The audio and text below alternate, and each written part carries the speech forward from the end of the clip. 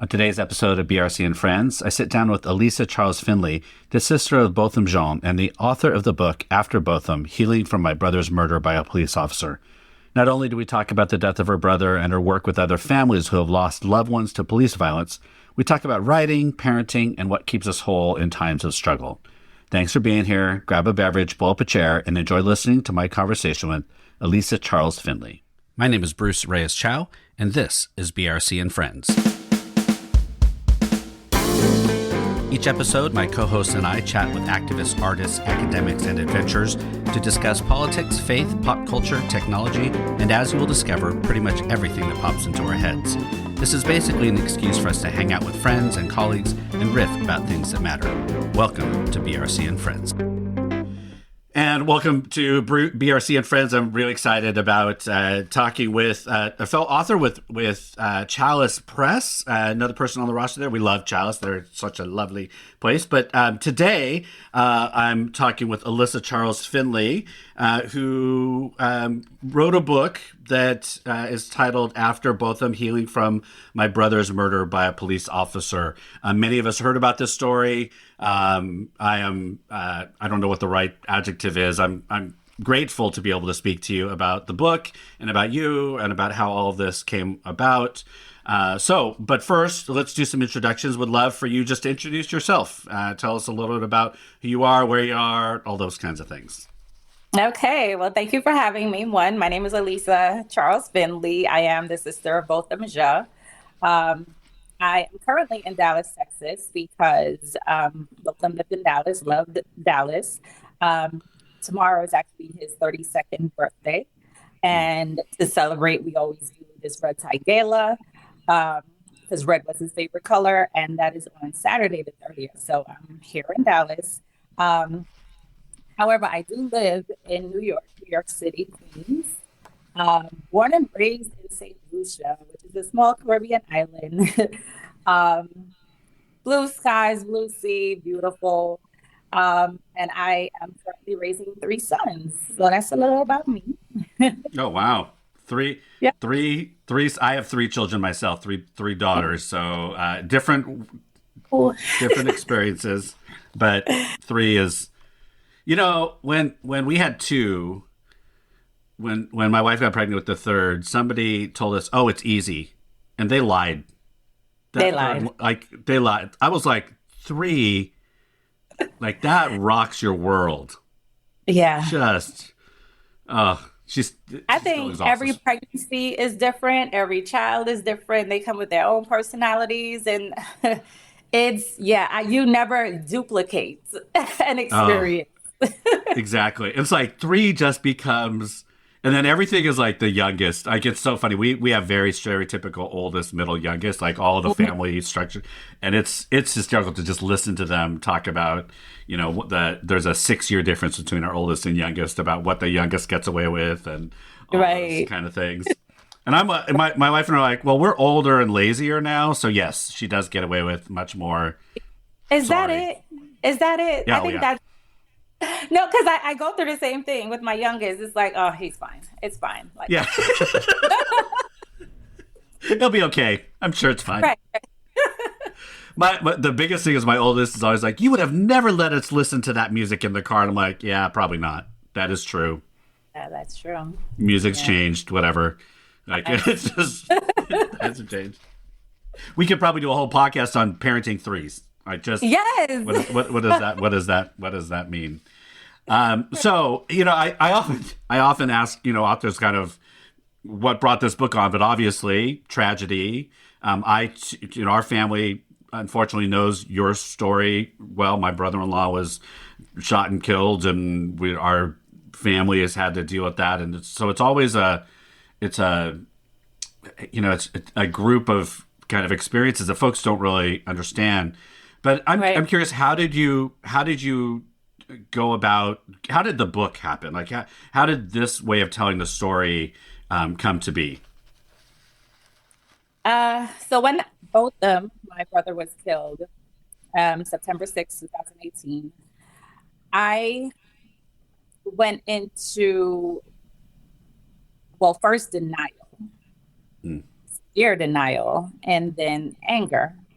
A lot of people, they tell you go through the stages of grief and, time heals all wounds. Yeah, all the things. Yeah, all these, little statements. And I'm sitting there waiting for it to pass. And it just wasn't. Botham and I, we were very close. He was the second of three. I'm the first. And we had this tight relationship. I spoke to him almost every single day, up until the last day on his last day on earth. I spoke to him up until he got into the apartment.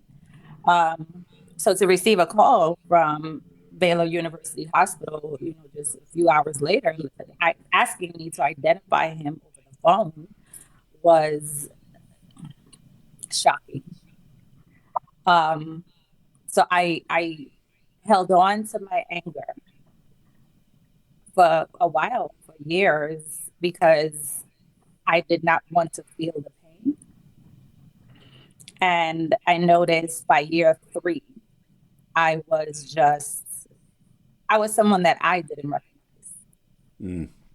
I lost my faith in God, and my family, born and raised Christians, members of the Church of Christ, even before I was born. And I really started to question my faith. And it wasn't healthy. I didn't recognize myself. It wasn't a healthy place for me. So the book came about when I started getting therapy. And my therapist advised me to journal. In fact, she gave me homework for me to journal. And I started writing down my feelings. It was hard, but it really helped me release the pain that I was holding on to. And that's where the book came about. And I felt like, in talking to other family members of police brutality victims, we go through similar things.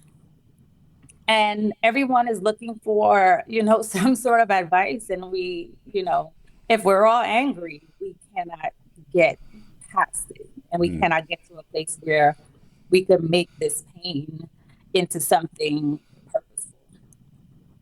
So that's really why I wrote the book. Because a lot of people see, especially with the so-called high-profile cases, a lot of people see the negative and the, just about the case, like just the surface of what we go through. So the book is really, so you can see the behind the scenes of what a family goes through. And for me, it's, I had to release the anger to get to a place of peace and to work on my relationship with God, to basically reintroduce myself to God and to my faith, and to get to a point where I'm at peace. Yeah. Thank you. I as I was scanning through the book, it was just, you have a unique, I can imagine people telling other people, you just need to stop being angry and do stuff. But having you tell that story and call that is very different than some random person that just doesn't like to see people angry, right? And doesn't want to see. And so that vulnerability that you offer, I think that is part of what I was reading. It was like, this is going to hit people who had experienced this so much differently than just, me or somebody reading a book who may have a tangential connection, but like not the same. And so right. That part. So thank you for offering that to the world. Let me ask, so as you've been, talking about the book, what has there been like pushback? Like, I'm trying to imagine folks who like don't want you to tell this story. Like, what are the critique? Like, are people pushing back on you telling the story, or what? Has there been any of that, or have folks been very kind of like, thank you, kind of every, like, where are you finding the tension between telling your brother's story and your family's story, and kind of helping things to move forward around police brutality and gun violence and all that? Yeah, I haven't received any pushback about the book, thank God. It has been very supportive feedback from those who have read the book, those who have just seen that I wrote the book, it's been very positive, especially in my circle of um, families of police brutality victims, or well, my family, St. Lucians. It has been very, very positive. So Yeah. I'm grateful for that. Oh, good. Good, good. So tell me about so coming out of this, tell me about the work around police brutality that you're doing, organizations and all of that. I mean, how is this being transformed? Well, actually, let me back up before we get to that. Were you a writer before? I mean, I noticed in your bio that talks about you working in insurance things, but was this just actually writing a book? I mean, obviously you can tell your story, but were you a writer before this? I mean, I would love to I would love to say that I was a writer before this, because I've always loved writing, Okay. creative writing, ever since I was a little girl. It has always been my favorite subject, English and literature. That's my favorite. But never a book, never a full. I mean, I've written essays, Right. but never a book. So this was definitely new for me, a Yeah. new experience. But it definitely is a. I loved it. I love the experience. Did you like the first return of your manuscript, or was yours perfect when you started in? Because No, I remember getting the first one back, and my editor was very gentle, like because they never know how your ego is gonna do, and so they're right. like, I remember mine saying, so there's a lot of red, like basically there's a lot. So just go through it and don't feel like, because I'm trying to tell a story and I'm like, this is, and then she's like, well, this would sound better. This, I mean, how is the whole process? Because in you in particular, right, you're telling like deeply your story, and then Yeah. having people kind of help you to edit that or tell it better. How was that experience just in itself? So we did it a little different. I had this writer, Jeremiah Cobra, which is, oh my God, a great guy, great person. Everyone should check him out. Um, the way we did it was, I started from what I journaled. I gave him everything that I wrote. And from that, he took it and expanded on it. So we had sessions where we spoke, Yeah. both in person and virtually, or I would record pieces for him and send it to him. And he would make magic out of it. But that's how we did it. And when the edits came, I just had him like, you do it. You like That's what I'm going to do. I'm going to turn to I'm going to somebody, whoever's in the room, and I get it back. I actually have said to my editor, can I just hit accept all because I trust you? And she was like, no, you can't do that. Don't do right, that. You actually right. need to read through. Oh, that's awesome. Well, it is that whole thing. It's like exercise or doing anything where there's a one point you're like, ah, and then you get to the end and it's like, Mhm. oh, this is lovely. Like we did a thing. Well, congratulations just on getting through that process. I mean, I think that so many people like think they could do that, but I am like when folks actually get to the end of that, that's Mhm. awesome. So congratulations on that. But anyway, let's go back to your organizations that you're involved with, and so you're the president of Sisters of the Movement, and talk a little about that around police brutality and the work that you're doing there.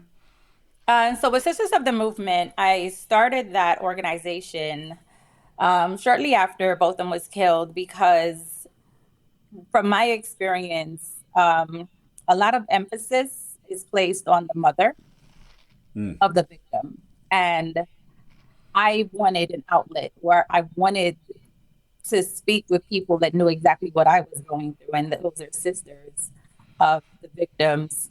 So I started reaching out through social media. I reached out to Tiffany Crutcher. She's a sister of Terrence Crutcher, who was killed in Tulsa, Oklahoma. And reached out to a few sisters from all over. Sandra Bland's sister, Tatiana Jefferson's sister, right, in Fort Worth.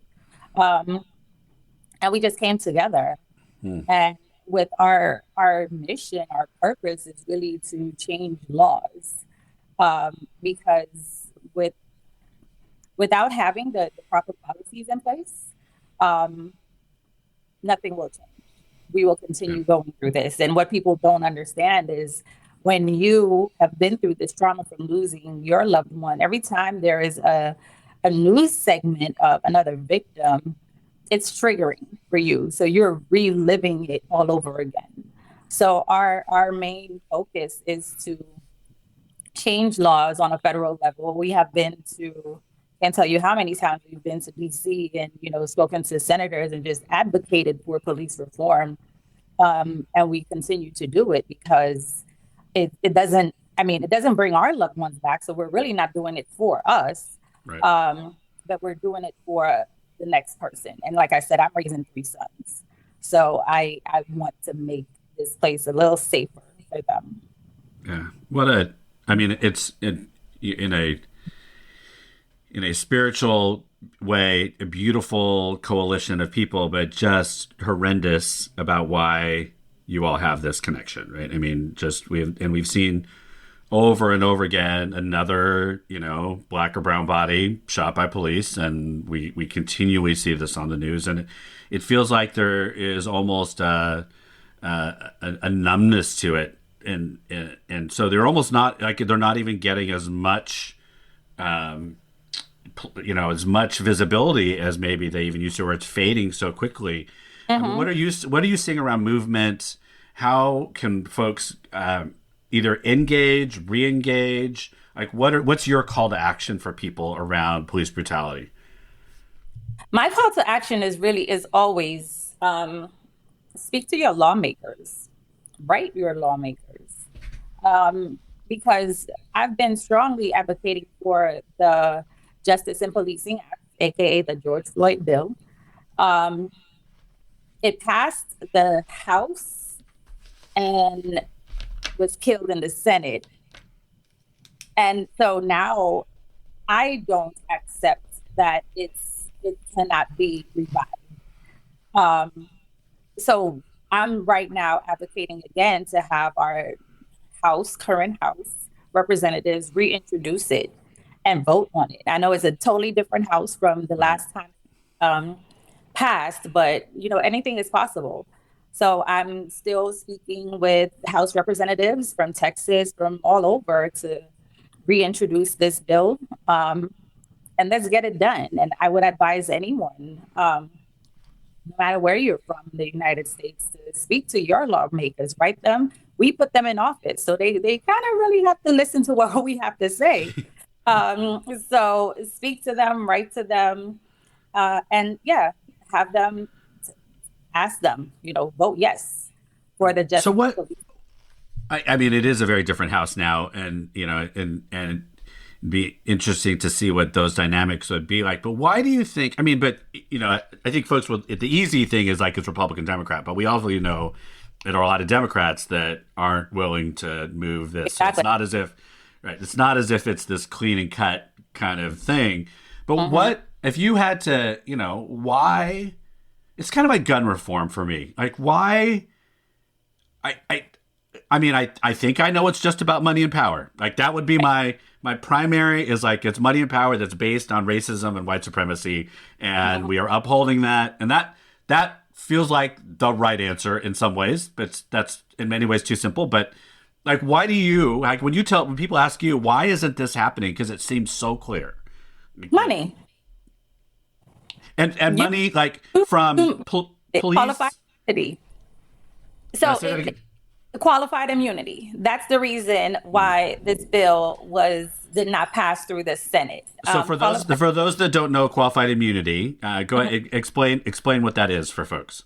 So with qualified immunity, basically, it's who pays for when there is a police brutality victim. Where does the money come from?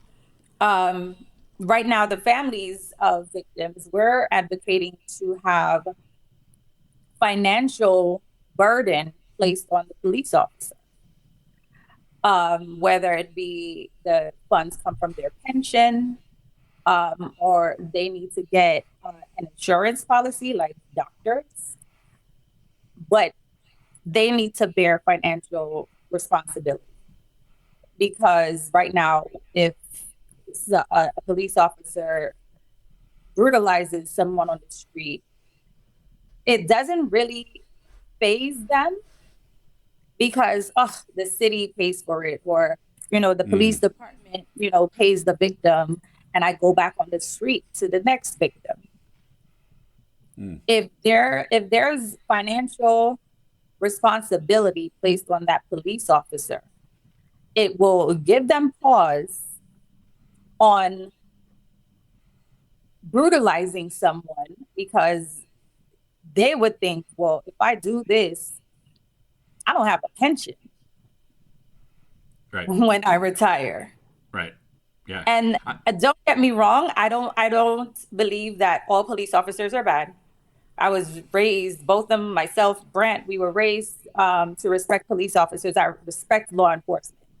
And I do not feel like the majority of police officers are bad.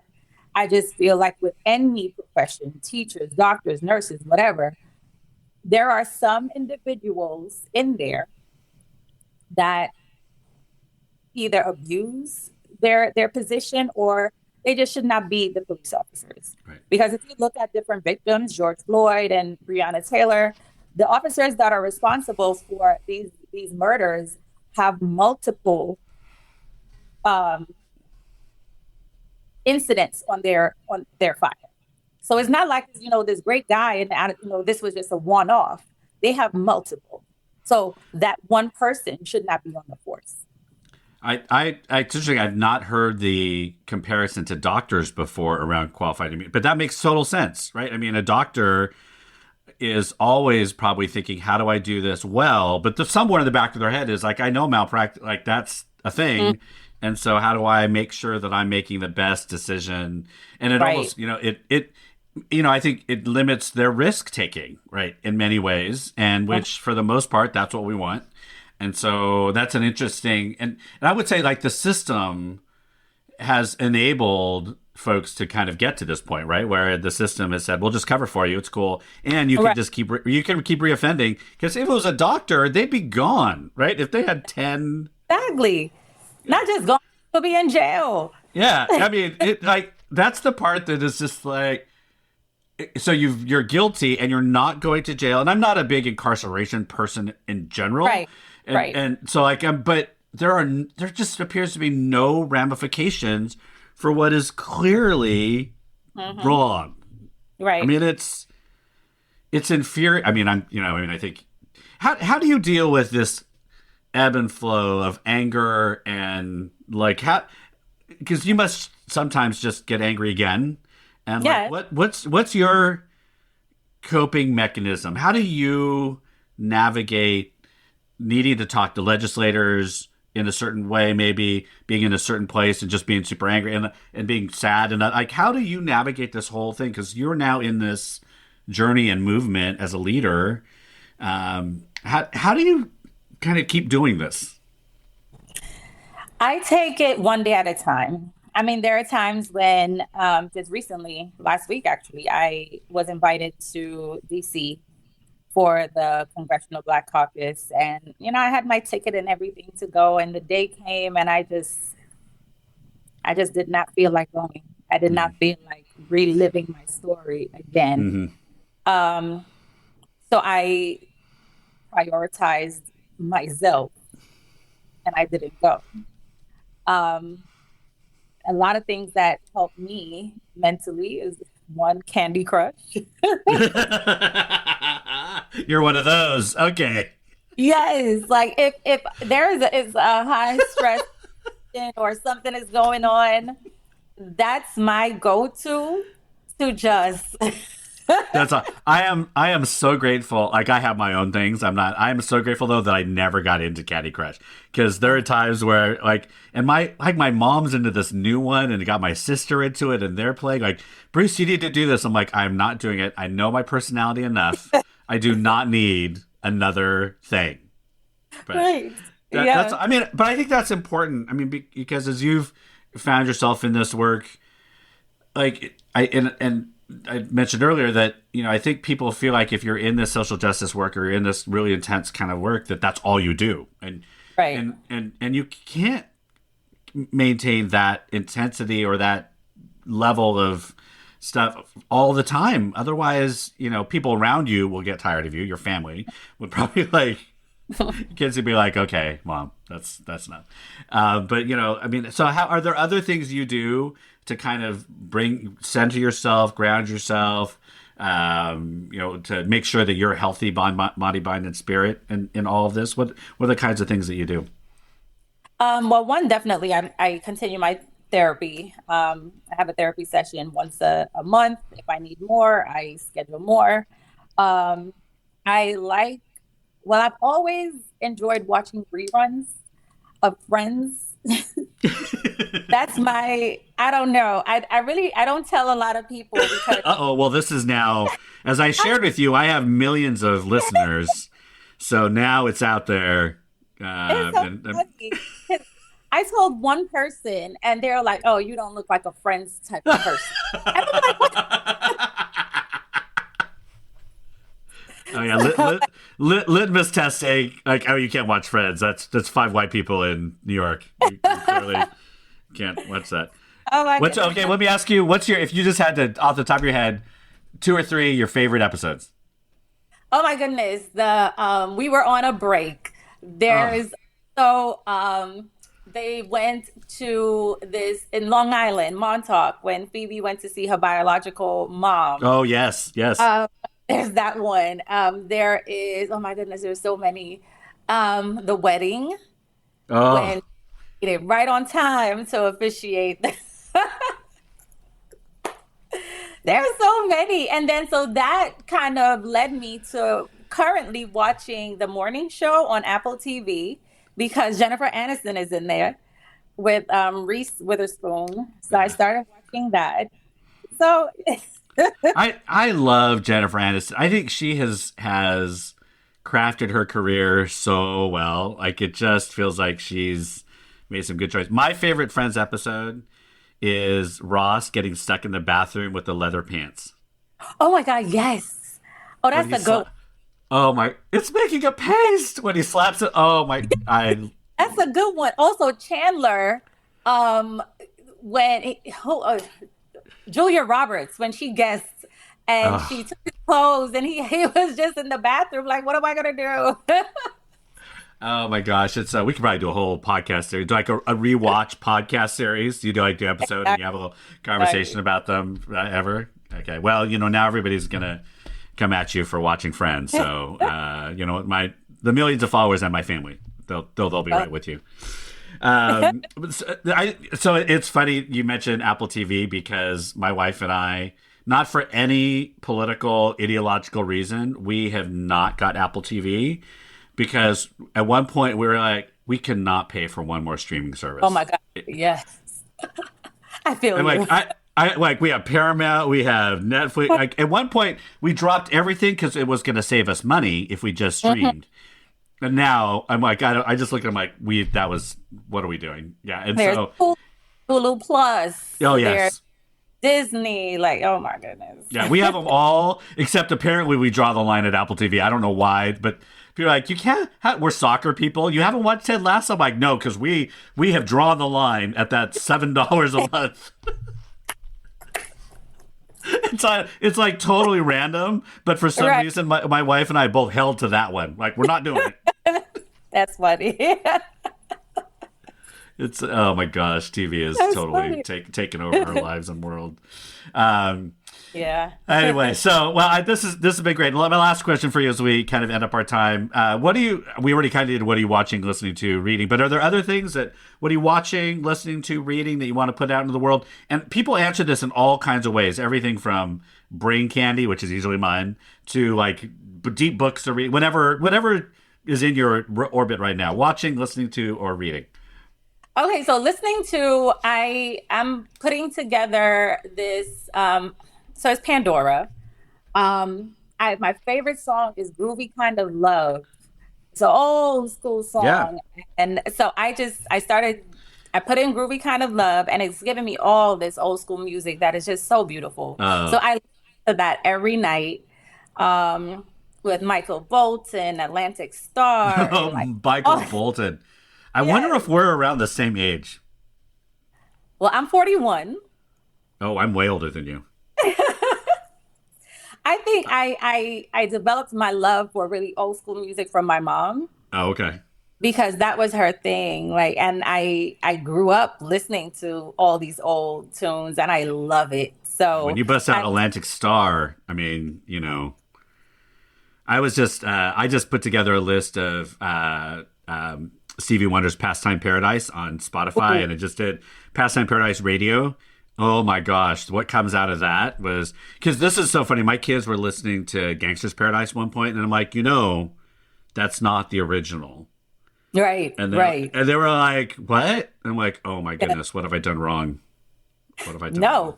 No, no, I Yeah. love it because my kids, same thing. Like every time there's a song that is kind of a remake, I take them back to the Yeah. original. Yeah. I So remember I love when that they were lesson. listening, when they who was it, sampled Fantastic Voyage from Lakeside, and I started rapping with it, and my kids were looking at me like, you listen to this? I'm like, okay, let me take you way back. Let the lessons begin. Exactly. Let me take you way back to the Fantastic Voyage, because this is, yeah. So okay, so you're listening to that. That's awesome. Groovy kind of love. Yes. Other things you're reading or watching these days? Reading, not really, because I'm still working on, my relationship with God. So I do my devotion every evening. I have a timer, an alarm to go off. So I do my devotion. So I read my Bible every evening. Awesome. Um, and then, yeah, I listen to my little old school groovy kind of love music at night. I'm totally after this gonna go pop in Groovy Kind of Love and see what Spotify tells me about the radio on that and see. I bet it's a. I will say I am not a huge Michael Bolton fan. For Hmm. some reason, I know all the songs. Don't get me wrong, and I'll sing them out loud in the car if they come on. But for some reason, he was so much. He was just so much that everything so much. He overwhelmed me. I think that might have been it. I love it. I love But anyway, thank you so much for hanging out. Good luck on it. your book, on the on the sales and all the movement and all the things you're doing. It's been a pleasure to have you on. Same here. Thank you so much. You're welcome. All right, you all, thank you for listening to another episode of BRC and Friends. I will have all the links and everything for Alyssa's books and movements and organizations and things I'll probably put a link to some Friends episodes. Who knows? Just to throw that in there. Yep. It's turning into paste. Oh no. Anyway, and so do all the things you need to do. Go to the podcast places, wherever you're listening to this, rate, review, subscribe, all that. We have some great episodes, more authors and activists and athletes and things coming up. So again, thank you for joining me, and we'll see you next week on BRC and Friends. BRC and Friends was hosted and produced by Bruce Reyes-Chow. Co-hosts were Jorge Bautista, Mickey Scott Bay-Jones, Amy Kim Caramis Parks, and Laura Monaco Heifetz, and the theme music was composed and recorded by Marissa Magdal Laurent. Feel free to connect with any of us via the show notes. And lastly, please don't make me beg. Take a moment to rate, review, and subscribe to BRC and Friends wherever you listen to podcasts. Until the next episode, thanks for listening to BRC and Friends.